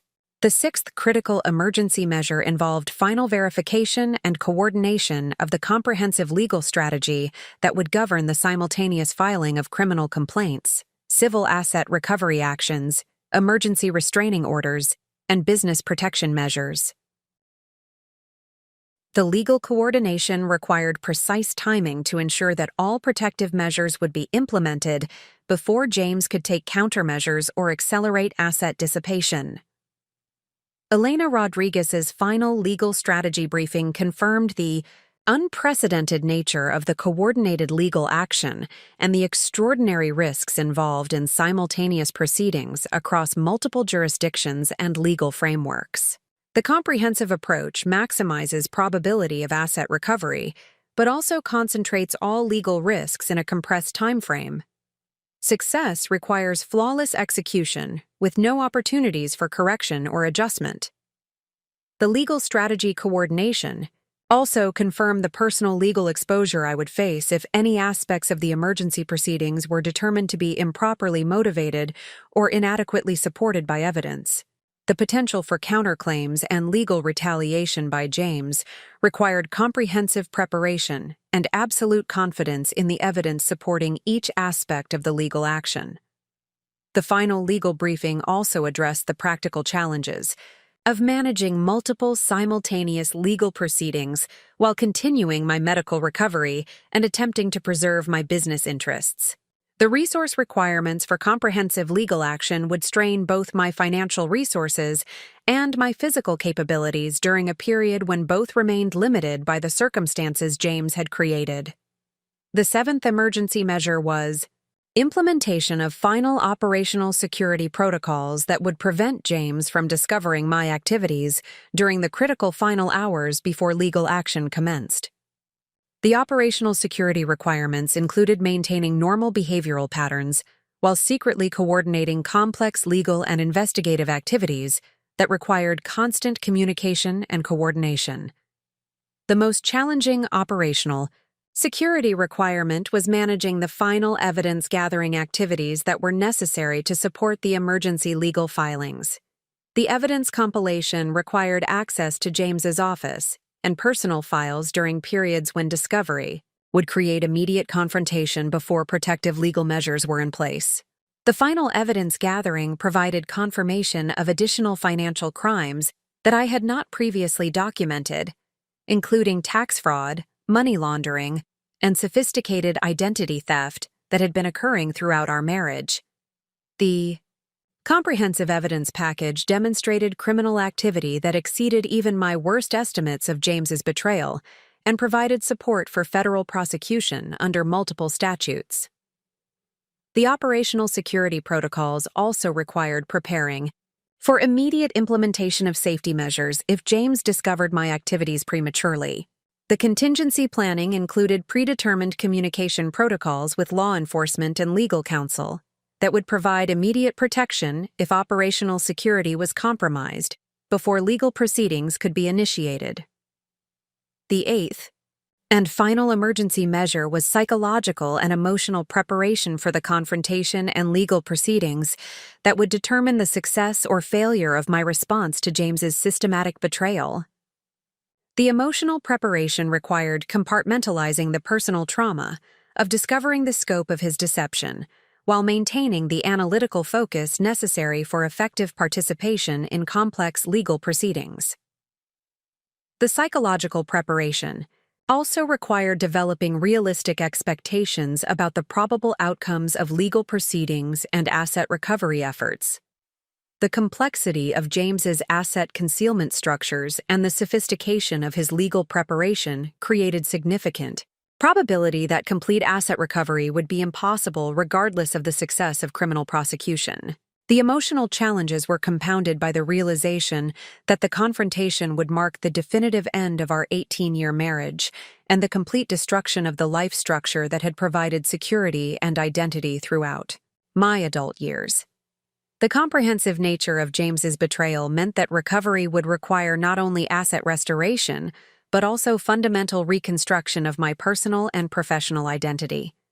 As Wednesday morning arrived and the final preparations for legal action approached completion, I faced the sobering recognition that the next 24 hours would determine whether my strategic response would succeed in preventing the permanent loss of my life's accumulated wealth and professional reputation. The point of no return had been reached, and the success or failure of my carefully planned counterstrike against James's systematic betrayal would soon be determined through the ultimate test of preparation, evidence, and legal strategy against sophisticated criminal planning and professional legal defense. The trap that James had constructed to exploit my medical vulnerability was about to become the mechanism of his own destruction, as the forensic accounting expertise he had sought to circumvent would be deployed with the full authority of federal law enforcement and emergency judicial intervention. The perfect storm of betrayal and vulnerability that he had orchestrated would soon engulf him in legal consequences that his careful planning had failed to anticipate or prevent. Wednesday morning arrived with the precision timing of a military operation as multiple coordinated legal actions commenced simultaneously across different jurisdictions and agencies. The comprehensive strategy that had been refined through countless hours of careful planning was about to face its ultimate test against James's sophisticated financial fraud scheme and his team of experienced legal advisors who believed they had created an impenetrable structure for asset concealment and victim exploitation. The first action began at precisely 8:30 a.m. when Elena Rodriguez filed emergency motions in King County Superior Court seeking immediate restraining orders against James and his financial accomplices, along with comprehensive asset freezing injunctions that would prevent any additional transfers of funds from accounts that remained accessible through his power of attorney authority. The emergency filing package included over 200 pages of supporting documentation that detailed the systematic nature of his financial fraud and the imminent threat of irreversible asset dissipation.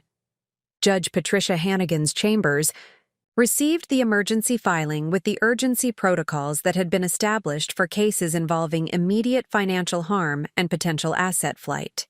The judicial review process that normally required weeks of scheduling and procedural compliance was compressed into hours through the emergency procedures that applied to cases where delays would result in permanent and irreversible harm to the petitioning party.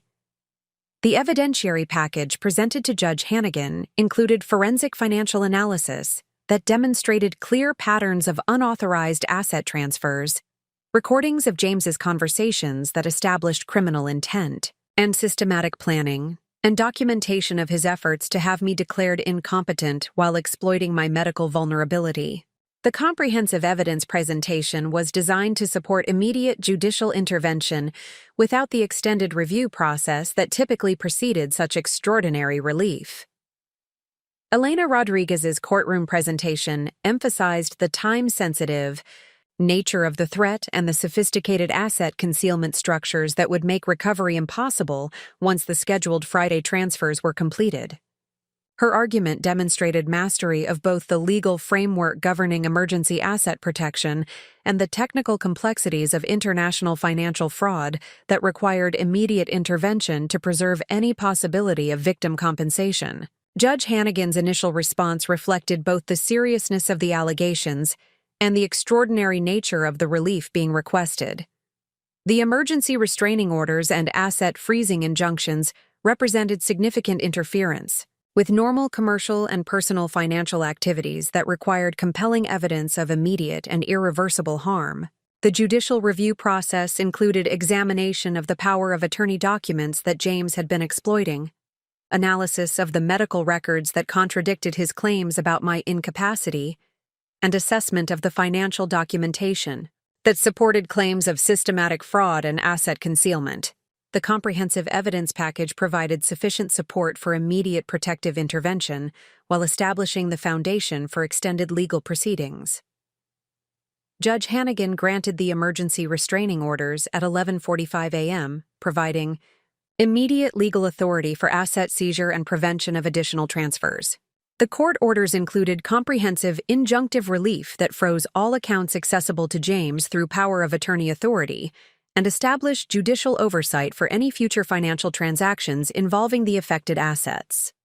The second coordinated action commenced simultaneously at the Federal Bureau of Investigation's Seattle field office, where Special Agent Michael Chen received the comprehensive criminal complaint and evidence package that supported federal prosecution for wire fraud, money laundering, and identity theft. The federal investigation provided both criminal prosecution authority and asset seizure capabilities that exceeded the scope of state court jurisdiction. Special Agent Chen's initial assessment confirmed that James's activities satisfied the PICE elements required for federal prosecution under multiple statutes, with the interstate and international aspects of his asset concealment scheme providing clear federal jurisdiction.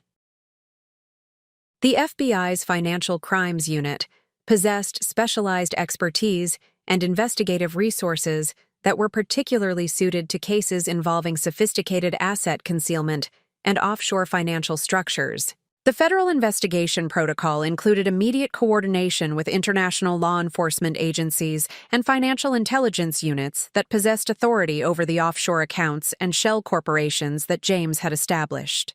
For asset concealment, the international cooperation agreements provided mechanisms for asset freezing and recovery that could operate more rapidly than traditional diplomatic channels. Agent Chen coordinated the federal response with the Treasury Department's Financial Crimes Enforcement Network, which possessed specialized capabilities for tracing funds through complex international financial structures and identifying the ultimate beneficial ownership of offshore entities. The multi-agency approach provided comprehensive investigative resources that matched the sophistication of James's asset concealment scheme. The federal investigation also included coordination with the Internal Revenue Service's Criminal Investigation Division, which possessed jurisdiction over the tax fraud aspects of James's activities and specialized expertise in financial analysis and asset recovery. The IRS involvement provided additional legal authority for asset seizure and created potential criminal exposure that would strengthen plea negotiation leverage.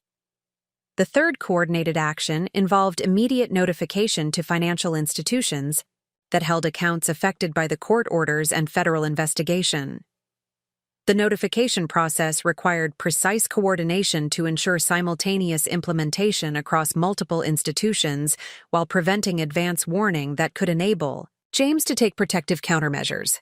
The financial institution notifications included detailed instructions for account freezing, transaction monitoring, and preservation of records that would support ongoing investigation and legal proceedings. The coordination required managing complex procedural requirements across different institutional policies while ensuring compliance with both court orders and federal investigation protocols. Wells Fargo, Bank of America, and J.P. Morgan Chase received simultaneous notifications regarding accounts that James had been accessing through power of attorney authority. The account freezing process included comprehensive restrictions on all transaction types, while preserving account records and transaction histories that would support forensic analysis and legal proceedings. The offshore financial institutions presented more complex coordination challenges due to different regulatory frameworks and procedural requirements for responding to United States court orders and investigation requests. The international coordination required diplomatic channels and mutual legal assistance treaties that provided mechanisms for cross-border asset freezing and information sharing. Credit Suisse and Deutsche Bank received formal requests for account freezing and information preservation through established channels for international financial crimes cooperation. The offshore coordination included requests for comprehensive transaction histories and beneficial ownership documentation that would support asset tracing and recovery efforts. The fourth coordinated action commenced at 1:15 p.m. when law enforcement officers served the restraining orders and search warrants at our Queen Anne residence, while James was present for what he believed would be a routine afternoon of managing my continued medical recovery. The timing of the service was coordinated to occur after the financial protective measures were in place, but before James could receive notification through his banking relationships or legal counsel. Detective Sarah Morrison of the Seattle Police Department's Financial Crimes Unit coordinated the service of legal documents with FBI agents who were executing federal search warrants for evidence of financial fraud and asset concealment.